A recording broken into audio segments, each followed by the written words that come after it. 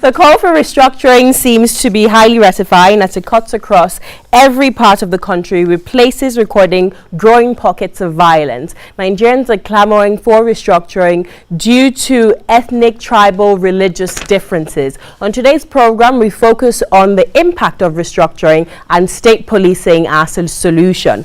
We have with us Captain Bishop Johnson, who is a former United States Army officer, a national defense and military strategist. Thank you so much for joining us in today's program. Thank you for having me. We also have with us Mr. Kazeem Afegbua, who is a former Commissioner of Information to the former Edo State Governor, Adams Oshomole. Thank you so much for joining us in today's program. It's a pleasure. The call for restructuring is actually one which was brought to the forefront of national discourse by someone who you're supporting for president, Alhaji Atiku Abubakar, who is a PDP presidential candidate. What does restructuring mean to you and your current party, the People's Democratic Party? Well, having tried so many, proposals to rediscover the country, from a very unproductive, status, so to speak, the Nigerians generally started looking backwards and see what can be done, to engender some spirit of nationalism in ourselves and ownership of the country. And so it was as a result of that that a lot of people now started clamoring for the issue of restructuring the country so that certain things should be taken away from the Constitution and devolve powers to the states, to the zones, or to the region.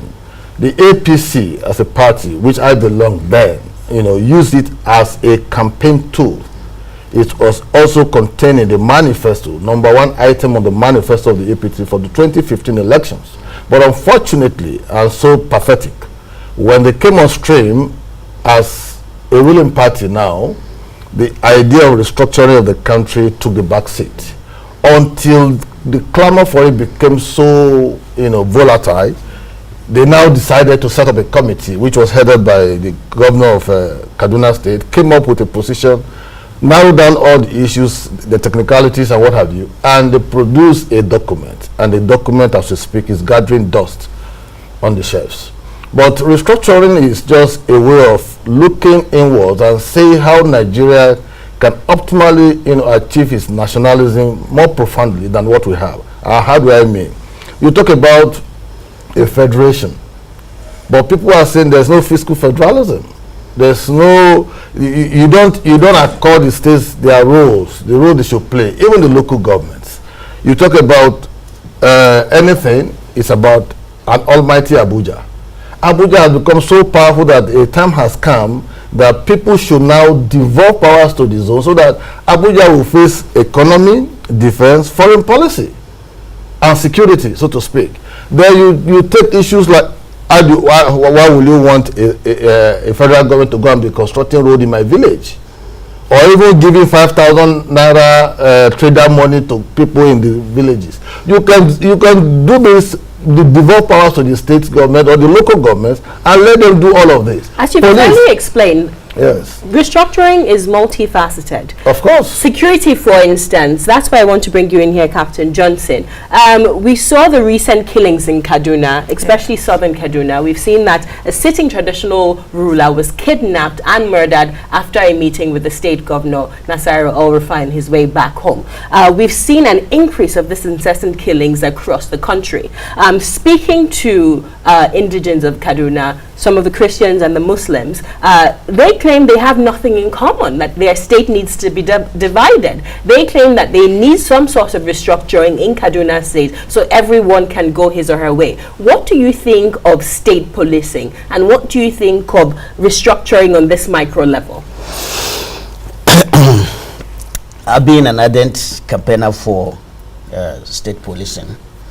I think as far back as 2013, when I first arrived the country from the United States, I heard that the governors were the chief security officers of their own state. I questioned it. I questioned it because in my home state of Georgia in the US, the governor can actually say that he is the chief security officer of his state because he controlled security apparatus. In Nigeria, that is not the case. There is no governor in Nigeria who is the chief security officer. The Commissioner of Police and all the other security agencies in this state, they are not bound to take orders from the governor. The governor can only make recommendations to them. They will have to seek, approval from Abuja. And it shouldn't be like that. This country is too vast that we have to dictate to every part of this country how they should secure themselves. By the way, one of the tenets of democracy is that when you ask the people to go and govern themselves, you must equally allow those people to go and secure themselves. So it does not make sense that states are asked to go and govern themselves. Then Abuja has to go and secure them, which, by the way, Abuja has failed woefully.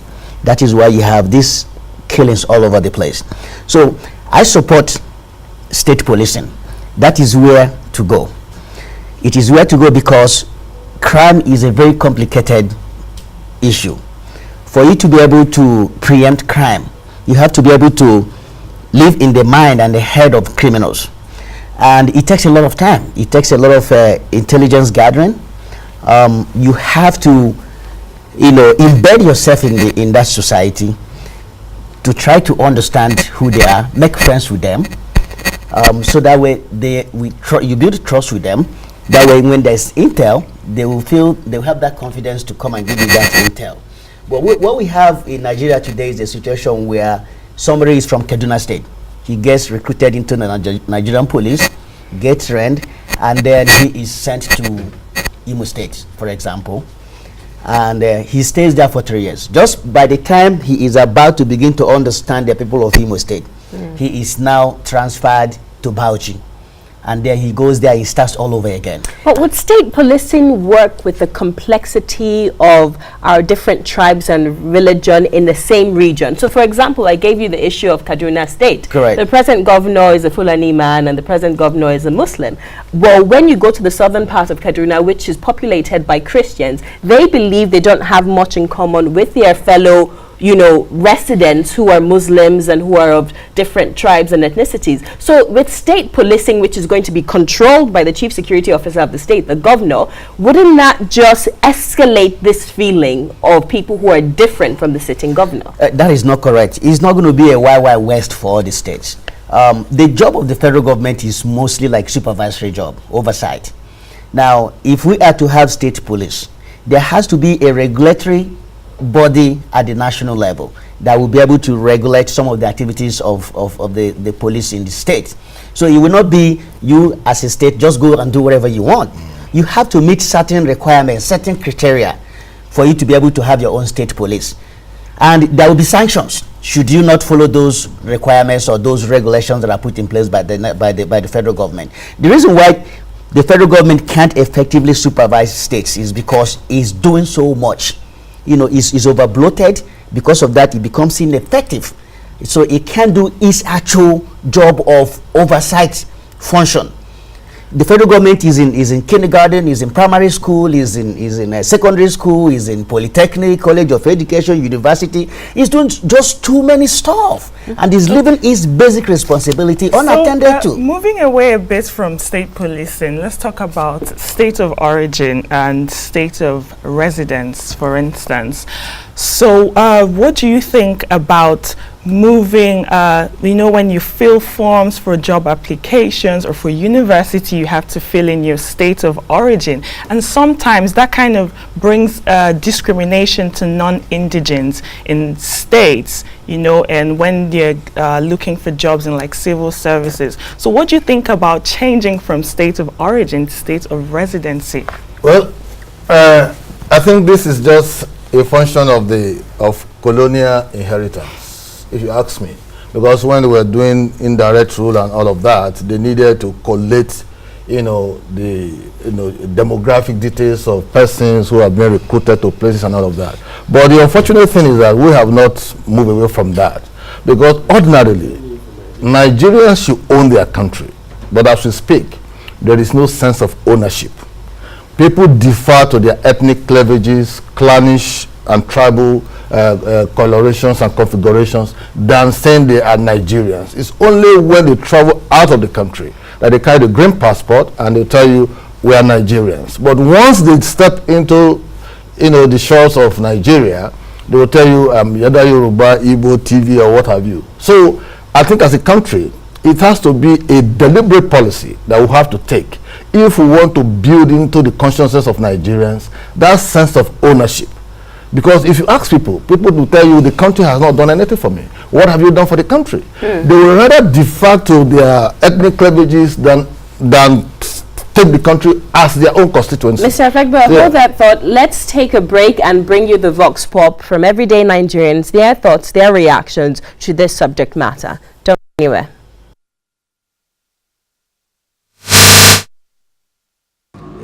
Yes, I believe in state police. I believe in state police. At least it will create jobs at the state level, and stealing will reduce. I believe. I don't think it's necessary. It's just for the country to reorganize the federal police. I think that would be better. There's no need for, because that will enhance more costs. Even the state cannot even pay their salaries. You now add up state policing. How are they going to go about it? I believe it's better. They should just reorganize the federal police, and I know that it will work. I still believe in the federal police. There's no need for state police. In state policing, it has its advantages and its disadvantages. Yeah, but if you look at my fear for state policing is how it will be used.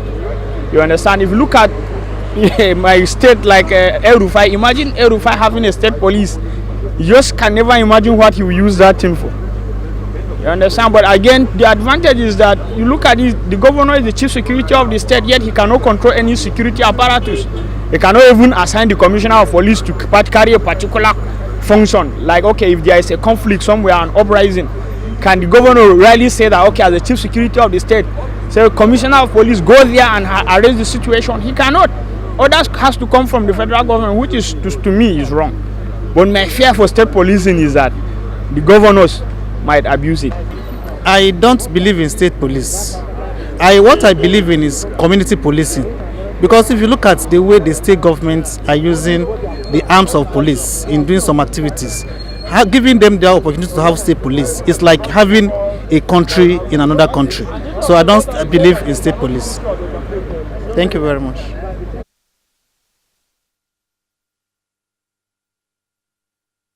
Okay, now we're welcoming you back to the show, Mr. Afebwe and Captain Johnson. Before we went on that short break, we were talking about state of residence and state of origin and taking ownership of Nigeria. Now we've seen people on the streets talk about state policing, the advantages and disadvantages. It's one thing to support state policing, but how do you think the government can implement it to be effective? You see, just like Captain has, enunciated earlier, when an idea, has come, or becomes very, very, auspicious, what you need to do is to work out the modalities of how to entrench that idea to come into the consciousness of the people.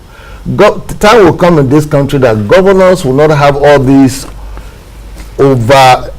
overburdening powers that they have, because the people will be conscious of their rights and citizens' obligations, and they will continue to demand for them. We are not going to continue to have a scenario where the governor will say ha and everybody will just kaput. No, people, citizens will be given orientation that will define their roles as citizens. So the idea of state police is one that has come to play in the national politics of the country because of the several infractions we have seen in the operations of the federal police. I give you a typical example of this, our undiscernible federalism, so to speak. Minimum wage. Federal government has been discussing minimum wage. They'll be holding meetings with labor. They are not considering the wherewithal of the states, whether they will have capacity to pay or not. But in an ideal federal situation, if Kaduna State can pay 80,000 to civil servants, so be it. If Ebonyi can pay 30,000, so be it, because even in terms of lifestyle and the requirements of this, cost of living and all that differs in these two places. So across these different states, you are bound to have places where they pay more salary, and that will drift, occupational mobility to such locations to the extent that it will also help their economy. But when you see a federal government sitting down with the Minister of Labor, deciding the fate of the states, and at the end of the day, you take this, you allow them to swallow this hook, line, and sinker, chances are that they won't be able to pay. Even as we speak now, 18,000 minimum wage. Of course, nobody receives 18,000. The list is about 38 to 39,000 thereabout, and the states are unable to pay. We have scenarios of 32 months unpaid salaries and all of it because of wastages, leakages, and misplaced priorities. So I'm of the opinion that we shouldn't throw away a proposal such as state police on the excuse that the governors will become emperors. No.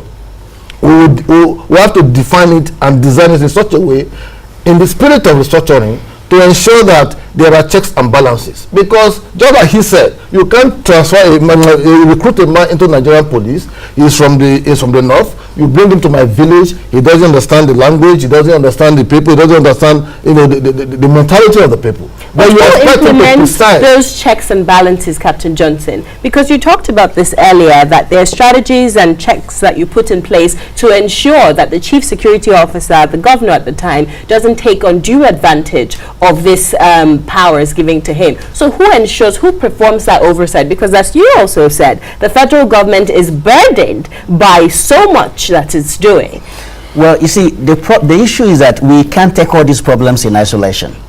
These are issues that we have to tackle in a very holistic way. If you take them in isolation, you will run into problems. Now, what do I mean? There is 2005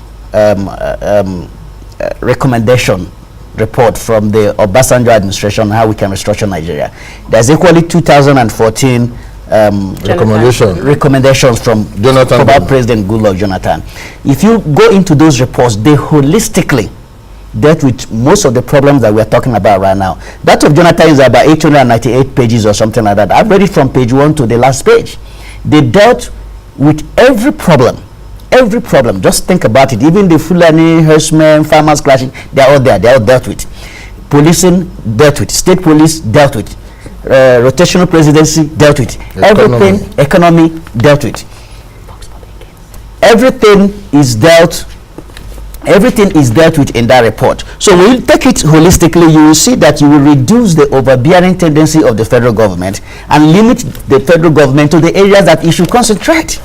If you go to the United States, for example, where they have community policing, local policing, state policing, the DOJ, the DOJ has oversight function over all the various police departments in America. So it's not a Wild West something. Let me give you another example here in Nigeria, something that we have done here in Nigeria, and we've done it very well. Universities. There is a National University Commission, NUC, that regulates all the activities of universities in Nigeria. You can't just wake up today and say you want to go and own your own university. They have put down regulations, requirements that you must meet before you can have your own university. And it doesn't stop there. They continue to supervise and monitor all those universities. Anytime you fall short of those requirements, they will take away your accreditation. Let's get some feedback from social media here. Woo, so many comments. We have, okay, at the weekend show, Nigerians are not united at all. Even our so-called leaders are ethnically biased, and yet we all clamor for restructuring. How do we manage this? Weekend show and Jean. We have Tonya May. How can we contain hate speeches by citizens against one another? Even our so-called leaders are guilty of this. We have McSam. State policing. The governor misused vigilantes and thugs. State policing will worsen the issue. We have at Weekend Show NG. I support state policing in Nigeria because I see it as a way to reduce crisis in the nation. My only fear is the mishandling that might arise if the state police are placed in the hands of state governors. So people are sharing the same fears. Very lastly, state policing can only work when things at all state levels are done independently, and also when free and fair elections can be conducted at state and local levels. That is why we say that the problems cannot be treated individually. They have to be taken, comprehensively, holistically, because they are all intertwined, they are all interwoven, so you have to solve all of them at the same time. And we have already done that. We've identified our problems. The problem of this country is not that we don't know our problems. We know our problems. We have identified them. We have documented them in various recommendations and various panel reports, seminars. The problem we have is that we don't implement. We will come up with solutions, but implement them is always the challenge. And why do you think that's the problem? Why all the issues are dealt with, but they are dealt with on paper? Correct. What's the problem with implementation and executing all these recommendations? Well, the problem is that we've had politicians that lack the political will to take actions. Either because they're already benefiting from the status quo, they don't want the status quo to change, or because they're living in denial. Now, the reason why 2014 National Confab report isn't getting implemented is because Muhammadu Buhari does not want to implement it and give credit to Goodluck Jonathan. So it's about politics. But they claim the Confab report was not inclusive. There can never be any constitutional conference in Nigeria that will be more inclusive than that particular one. There is no. Are you a member of the People's Democratic Party? I am not a member of any political party. I'm a Nigerian. I believe that this country must work. This country has got to work. It's got to. By the way, I supported Muhammadu Buhari in 2015 very vehemently, vigorously. I was castigated, but right now I will not support him because I think that he's a colossal failure. I supported him because he's a general, former general. So we share a lot of things in common. We had the same background. So at that time, I believe that he had the discipline to end the insecurity in the country. But we can see right now that the insecurity in the country has even gotten worse. So because of that, I am pulling my support for Muhammadu Buhari. So we have to support Atiku Abubakar because we have to give other people a chance to go and test it out. Mr. Afenbo, I see you nodding your head in agreement with him. But you were a member, and I remember you categorically defended this APC report when it first came out because you were a member of the All Progressives Congress then. But let me read this message before I let you respond to that. Good morning, Ms. Osasu and the guest. This is a text message. I think we need to get the proper context of restructuring to mean better inclusion of all ethnic groups into federal appointments, not necessarily to mean disintegration. For state police, I simply think we can achieve that, but with strong federal oversight through the Police Service Commission to curb the excesses of the state governors, so to speak. Thanks, Gozie from Gwarimpa, Abuja. Back to you. I fall into the same category of Captain Johnson because 2015 we all wanted a change, and that was the slogan of the APC. We all campaigned for a change, and we're expecting that, given the fact that General Muhammadu Buhari, was a retired military officer, he will understand the dynamics of the nation with respect to security and what have you. But 2.5 years down the line, 2.5 years down the line, I began to see traces of crass incompetence, not to wanting to own up to his responsibility as the president of the Federal Republic of Nigeria. He was hijacked by Kabah, and as we speak, they are still the one dominating, the political space. So to that extent, there's so much of polarization in the country. We have never been this divided, than ever before.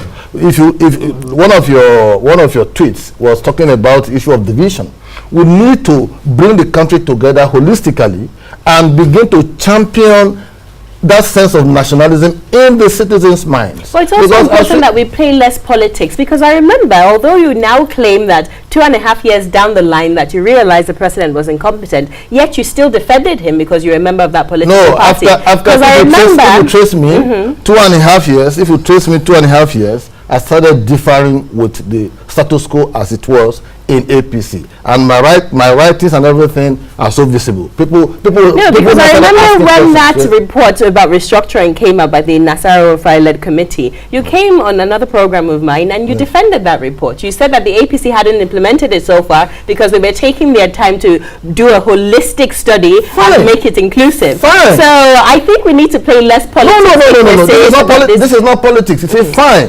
When Nigerians began to agitate for it, the right thing to do was to set a committee and work out the modalities, which the El-Rufai committee did. My expectation as a Nigerian was that they were going to implement that immediately, but they didn't. I said it is gathering dust on the shelves. So I started raising concerns within the APC, and they were kind of giving me all manners of labels. I'm being sponsored to disrupt things here. I'm doing this, I'm doing that. And so I saw a lot of things wrong. You see, when a party campaign for change, it shouldn't just be mere sloganeering. It has to be followed with action. It has to be followed with practical experiences that will make the people see that yes, you actually campaign for change, and we are seeing the change in the positive direction. Some people but the change we are seeing now is in the negative direction. That's your perception. No, but it is based on statistics, because listen, you can't be losing jobs, 9.3 million jobs, and you're telling me that is change? Rice importation has reduced drastically.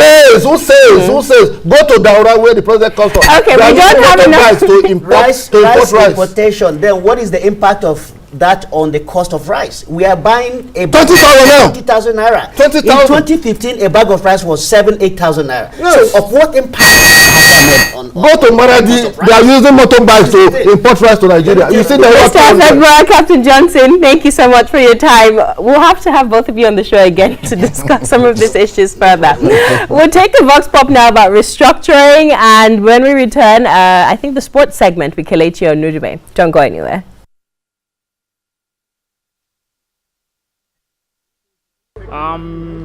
I would say yes. Yes, in the sense that if you look at the present arrangement that we have, actually it seems as if it is not working. But the restructuring, it depends on the clear definition of what we really want to be. You understand? If you can look at it, okay, let's look at this present arrangement, like in my state where I come from, Kaduna State to be precise. You look at the arrangement that is the federal constituencies that we have.